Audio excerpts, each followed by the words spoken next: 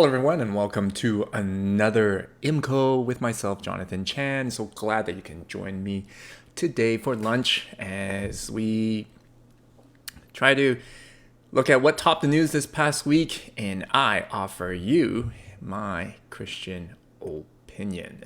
So, what topped the news this past week? Now, I know I've been focusing on local news, and that's what we usually do on IMCOs, is to focus on what's happening in the lower mainland, like in Vancouver, the Fraser Valley, or the interior of British Columbia. But this is too important because it hits home nationwide, but it happened in London, Ontario, but it could happen here, and that's why I want to talk about it today and offer you a Christian opinion on it. So what happened? Well, in London, Ontario, I believe it was over the weekend, or even just on Monday, I believe, a family of 5 were just walking along, having a stroll, evening stroll, and suddenly, out of nowhere, a pickup truck just ran right through them. And 4 members of the family, unfortunately, were killed, and a 9-year-old currently is in the hospital in critical condition. So he's the sole survivor. Now, the articles, a lot of articles were written about this, and the reason why this driver of the pickup truck did that was because of out of hate. Apparently, this individual did not like Muslims, and you could classify him, as many articles did, classify him as an extremist or an extremist, depending on how you pronounce it. And so he's one of those anti-Muslims. And so he decided to take out his hate, take out his frustration, and inexplicably just mow down a family. And now a 9-year-old's without his family. So great morning happened. There was a memorial service or a vigil that happened yesterday. And it was attended by many people, like over 1,000 people, including various political leaders, such as our Prime Minister, Justin Trudeau, the Premier of Ontario, Doug Ford, and of course the Mayor in London, Ontario. So many articles were written. Many articles are still writing and have been posted on various news outlets. I included one where this picture was found from Global News. I believe it was from Global News, and or was it CTV? Not too sure. I included the link at the bottom. But today, I recently read an article of Global News, which I forgot to include the link at the bottom, but I will do so after when I post a recording of this IMCO. And it was interesting because what raised my eyebrow on that article was the whole explanation of how extremists become extremists. How they take one point of view, one ideology, gets convicted or convinced and convicted of this ideology, then become radicalized, and then go insane. And just to start rampaging through whatever their pious cause is, or crusade, I guess. Now, this particular incident with regards to the Muslim family, I forgot to mention that, this particular individual, they did a few interviews already, preliminary interviews of people who have known him. Quite a few people have labeled him as a Christian. So he was a very overt Christian, a individual that apparently shared a lot of Bible verses with his coworkers and colleagues. He was a part-time worker over at an egg processing plant. And then so when this happened, his coworkers, his former coworkers, were shocked at how one individual goes from from 0 to 100 in extremists, and just did that and committed that crime, a heinous crime. And so this article investigated a little further, briefly actually. The article was very short, but to explain briefly how individuals become extremists and how they have this harboring hatred towards a particular group, and this one, namely Muslims. So We all know that there are many extremists out there, many extremist groups. This one is an example of a particular extremist group that happens to associate with Christianity from this individual. Other extremist groups that are associated with Christianity is like the KKK and white supremacists. Heck, even the insurrection on January 6th down in the White House, many of those individuals claim that they were Christian as well. They're crusading for God. And so that's one group, a few examples of one extremism. Another most notable on the news is the ISIS, Islamic State. We know that those folks are quite extreme as well. They're in the Islam faith, but we all know, and even many Muslims know, that the Islamic State is classified as extremists. Again, I don't know why I'm having trouble pronouncing the word today. Hold on. Maybe some coffee will help. Also, we also know that there are other extremist groups called like Boko Haram and also Hamas, right? The current conflict between Israel and the Palestinians. Hey, it's really not the civilians right now in conflict. It's basically two extremist groups. One, Hamas, the other, the Likud. Notably, one of the extremist political parties that Benjamin Netanyahu leads. Those extremists going at each other's throats. All right, extremism. Enough of that. How should a Christian respond to these extremism? Well, actually, there is something, because I was thinking about it and I was saying to myself, okay, I'm here, I'm talking to you, I hear about this news, it's a tragedy, and it hits home because I'm a Christian as well. And I ask myself, can I actually be part of the problem as well as a pastor? As you know, I'm a pastor of a church. And can I be a part of the problem? And I think we can. We can actually contribute to this problem. Because, hey, as a pastor, I'm up there propagating. Let's face it, it's a speech, right? It's something to propagate the gospel, and well, unfortunately, for many preachers out there, they're also trying to propagate their own point of view to you, the audience. And I think that the words we use, the language we use, the presentation we use, does play a factor in our audience, in influencing our audience, in nurturing a particular behavior, or even planting a seed in something that they may be harboring that we did not intend to water, if you get what I'm meaning. So, even in Christian circles, because we're such a tight community in various churches, we're such a tight community, we teach, we propagate, we do Bible studies of particular viewpoints.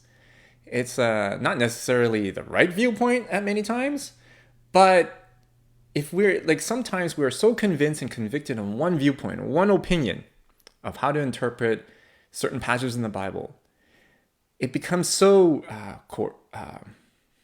influential, persuasive, that it plants that seed, or not even plants a seed, or just waters that particular ideology that individual may have, that we may not have intended for it to be watered. Here's what I mean. When we say, when I hear preachers, and sometimes I catch myself, when we say, I'm right, they're wrong, in terms of religion. For example, Islam. Christianity is right, Islam is wrong. Or Christianity is right, Buddhism is wrong. As we continue to say that this is the truth, this is it, this is the...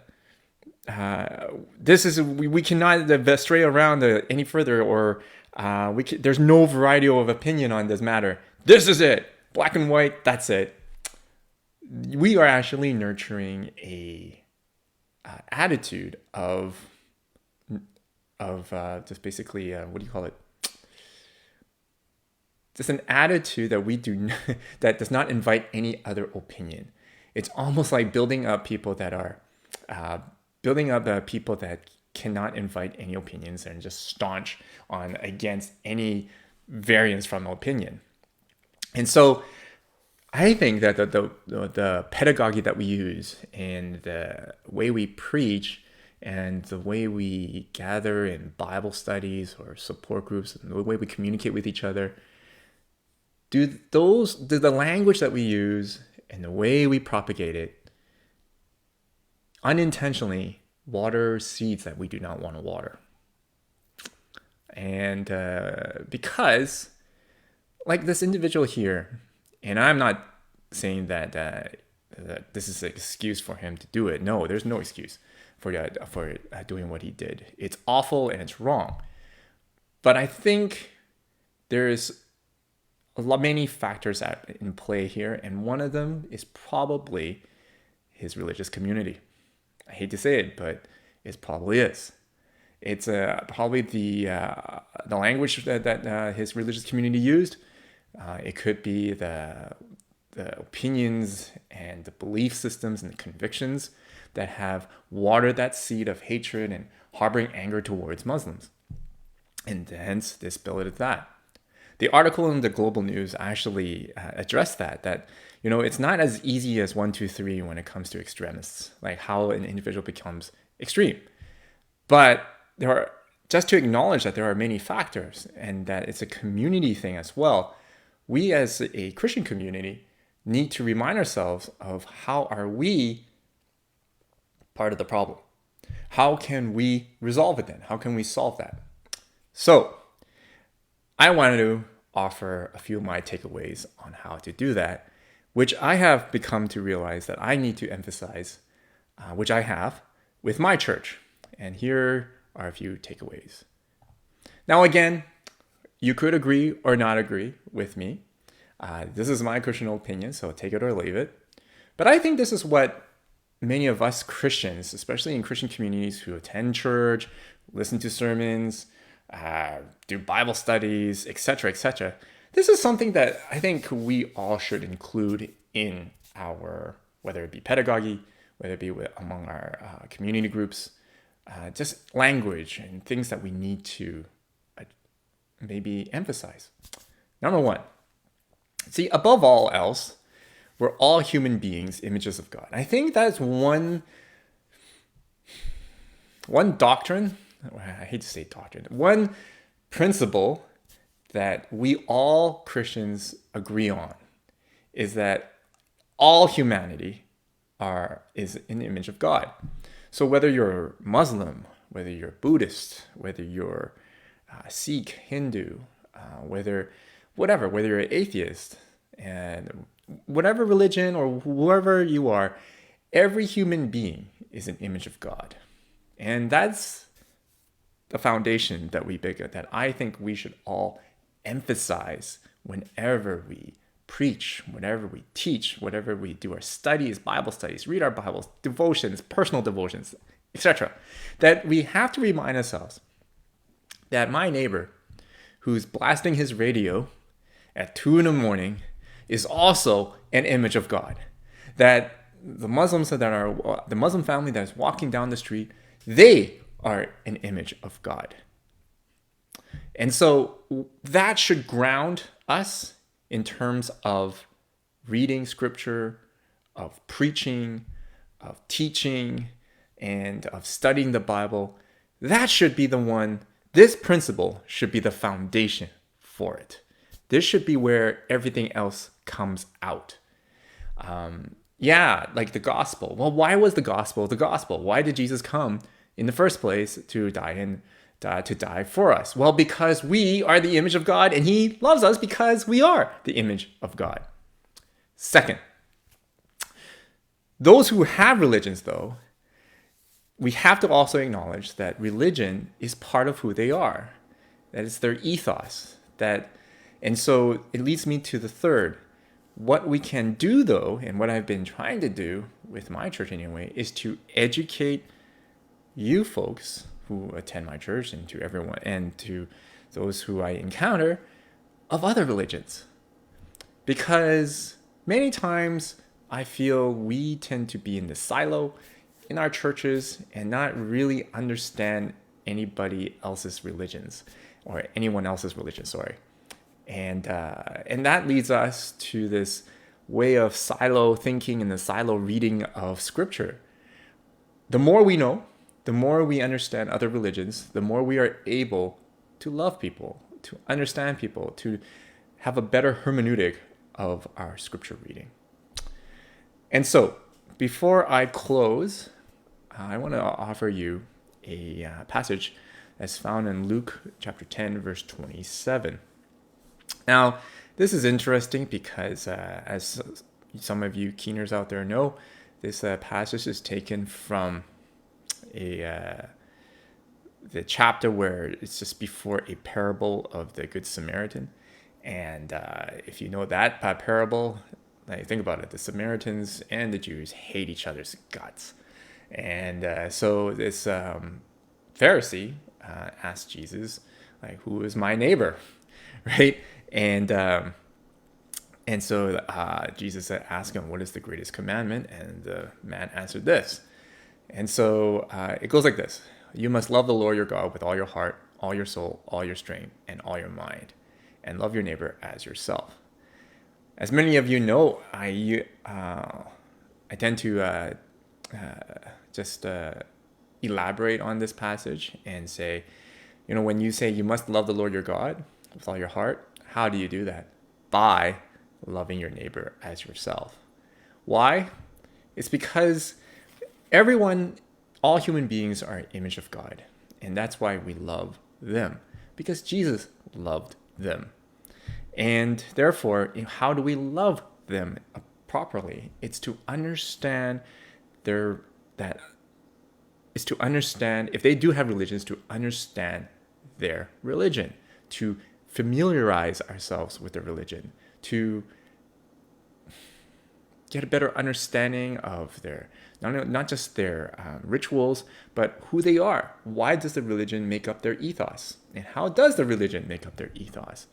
That way we can respect each other and love each other more. But not only that, but to inform our own reading of our own scriptures. Because if we don't, we will just be reading scripture in our own little silos. And as we read the scripture in our own little silos, words will come out like, this is the truth. No other person's right. And everyone else is wrong, etc. So we basically develop people, or just inculcate a particular culture inside of us, saying that we're right, they're wrong, and then suddenly it leads into extremism, and which we have here, and with this individual going out and just without any thought mowing down a Muslim family. And so I guess what I'm trying to say is, number one of my Christian opinions responses would be, what are we teaching in our churches today? Do we teach and emphasize that all human beings are images of God and that we are to love them as Jesus has loved them? Or are we emphasizing just mainly who's right and who's wrong? And whether we should shelter ourselves or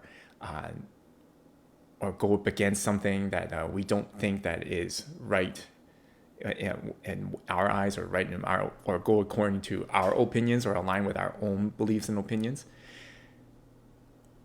That's number one.